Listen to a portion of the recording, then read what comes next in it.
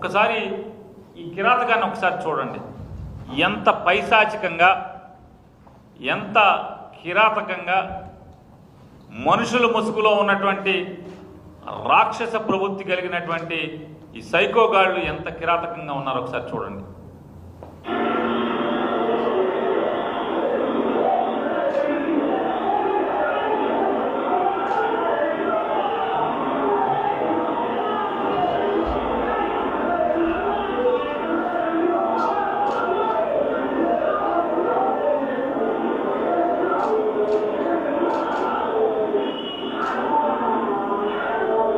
రప్ప రప్ప అంటే తప్పన్నోడు ఎవడు? వీడు ఎవడరా మీరందరూ? ఇదంతా ఎవర్రా మీరు?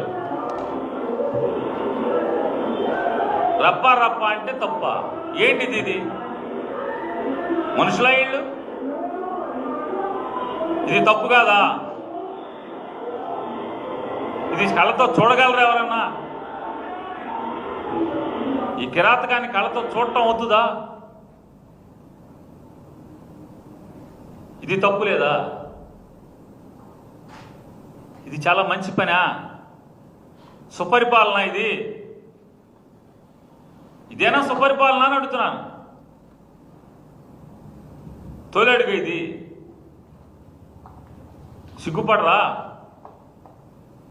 ఇటువంటి దాన్ని, ఇటువంటి కిరాతకాలని, హత్యల్ని, హత్యాయత్నాల్ని, మనుషుల్ని క్రూరాతి క్రూరంగా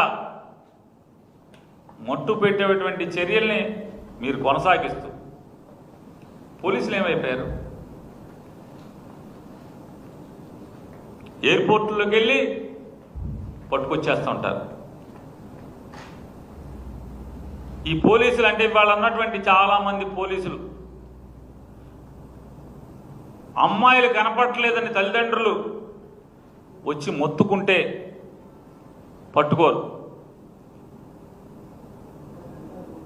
మా అమ్మాయిని వేధిస్తున్నాడు, ఆయన్ని కట్టడి చేయమంటే కట్టడి చేయరు. చంపేశాక వచ్చి శవ పంచనామా చేయటానికి మాత్రమే వస్తున్నారు.